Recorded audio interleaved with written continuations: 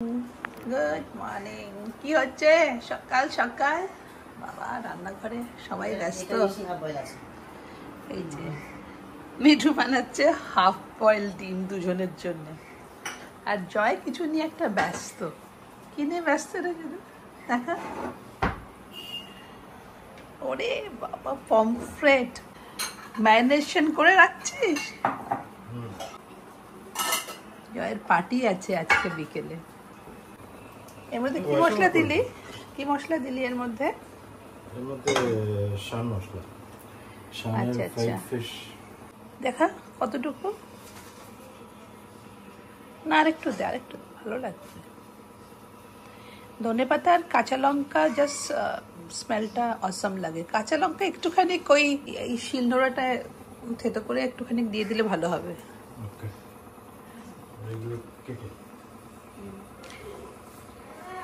তুই না যখন কাঁচা লঙ্কাগুলোকে থেতো করবি না, তখন এই স্টেমগুলোকে একটু দিয়ে দিবি। থাইয়ে সবসময় পাতা কম আর এই জিনিসগুলো বেশি, এগুলো বেশি স্মেল থাকে। অল্প অল্প কচি যেগুলো ওপর থেকে দিতে পারি, জাস্ট একটু ক্রাশ করে দিয়ে দিবি, ভালো লাগবে। আজকে সকালে সবজি বাজার, লাউ, ঝিঙে আর কুমড়ো। ছোলাটা সুব্রত রাতে ভিজিয়ে রেখেছে, আমি জানিও না। তার মানে মেনু ডিসাইডেড। আজকে কি মেনু? ভোলা ঝাল, ভোলা মাছের ঝাল। সেটা আবার কি? আচ্ছা,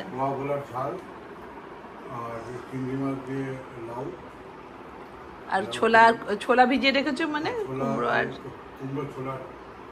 ছক্কা নাকি? ওকে চলো। একটু তাড়াতাড়ি ঘুম থেকে উঠেছি বলে ভাবছি একটু ছাদে যাই। সকাল সকাল ছাদটা খুব সুন্দর লাগে।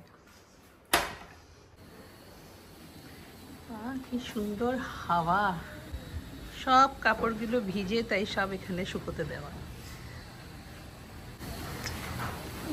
হাওয়ায় নিম গাছের পাতাগুলো দেখো। এই আবার বৃষ্টি নেমে এলো, সুন্দর ঝকঝকে রোদ ছিল।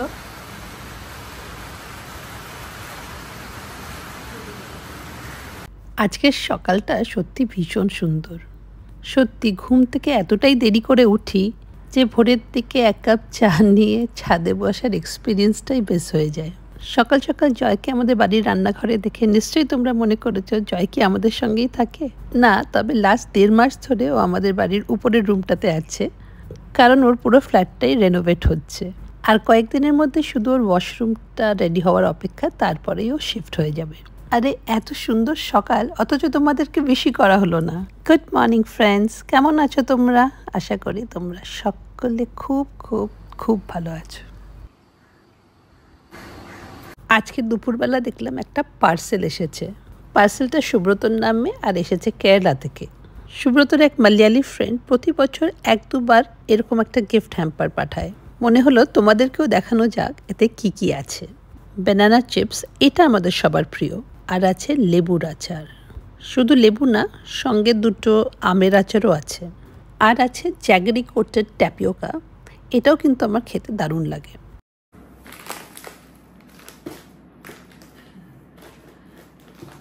অনেকগুলো আচার এসেছে, কিন্তু আমাদের বাড়িতে কেউ আচার খায় না খুব একটা। তবে আলুর পরোটা বানালে বা এরকম কোনো জিনিসের মধ্যে কিছু মাখছি, হয়তো মুড়ি মাখা, তার মধ্যে আচার দিই, কিন্তু এমনি পাতে আচার নিয়ে কেউ খায় না। এটাই যদি ননভেজ আচার হতো, প্রন আচার, ওখানে খুব ভালো প্রন পিকল, তারপরে মিট পিকল, অনেক কিছু পাওয়া যায়, কিন্তু যে পাঠিয়েছে সে মনে হচ্ছে ভেজিটেরিয়ান।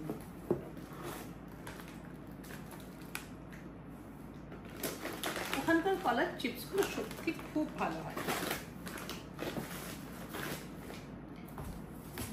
জয় আমার ছাদে একটা সারপ্রাইজ দিয়েছে, বলেছে উপরে আয়, উপরে এসে দেখে যা। কি সারপ্রাইজ একটু দেখি। কি?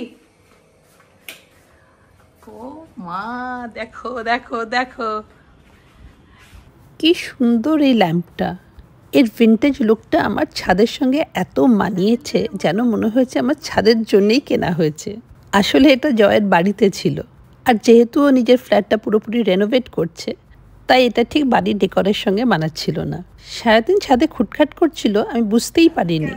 অতটা সুন্দর আসছে কি? অতটা আসছে না, বাট ঠিক আছে। অন্য লাইটগুলো জ্বালালে কেমন লাগবে? আসলে এইটা জাস্ট এইটা জ্বললে আরো বেশি সুন্দর লাগছে, তাই না? সব লাইট বন্ধ করে জাস্ট এইটা জ্বালালেই যথেষ্ট। ভীষণ সুন্দর হয়েছে, থ্যাংক ইউ। গতকাল ছেলেদের শপিং করতে গেছিলাম ওয়েস্ট সাইডে, কিন্তু সেখানে জয়ের মনের মতন শপিং হয়নি। তাই আজকে বেরোলাম এলকিন রোডের দিকে H&M-এ।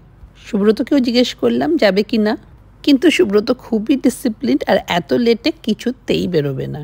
আর রাতের কলকাতাটা, স্পেশালি মা ফ্লাইওভারের এই জায়গাটা কি অদ্ভুত লাগে।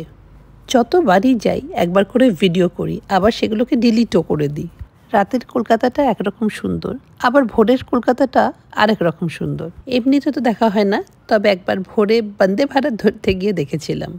খুব ইচ্ছে আছে একদিন ভোরবেলায় সূর্য ওঠার আগে গঙ্গার ধারে গিয়ে বসবো, শীতের সকালে এক কাপ গরম চা নিয়ে ভোরের অ্যাক্টিভিটিস দেখব। তবে সেদিন আমি রাত জাগবো, একবার ঘুমোলে কিন্তু আমি আর উঠতে পারবো না। যাই হোক, H&M থেকে জয়ের কিছু কেনাকাটা হলো, আর ওখান থেকে বেরিয়েই এই চানা চাপটা খাওয়াটা হচ্ছে আমার কাছে রিচুয়ালের মতন। ভালো করে কাঁচা লঙ্কা দিয়ে গরম গরম চানা চাপটা, আর ফোরামের উল্টো দিকের ফুটপাত থেকে এক কাপ গরম খড়ির চা। তবে আজকে আর চা পাওয়া গেল না, কারণ রাত অনেকটাই হয়েছে। আজকের ব্লগটা তাহলে আমি এখানেই শেষ করি। কেমন লাগলো জানিও। দেখা হবে আবার একটা নতুন ব্লগে।